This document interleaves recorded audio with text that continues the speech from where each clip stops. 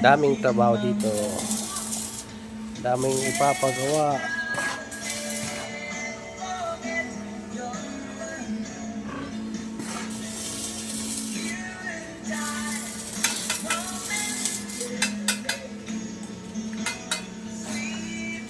Ang welder.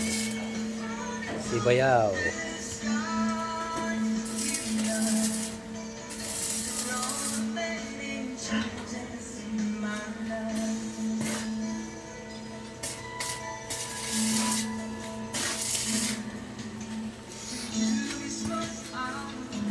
Ito yung masipag na mason. Andun yung masipag ko na labor, si Tuto.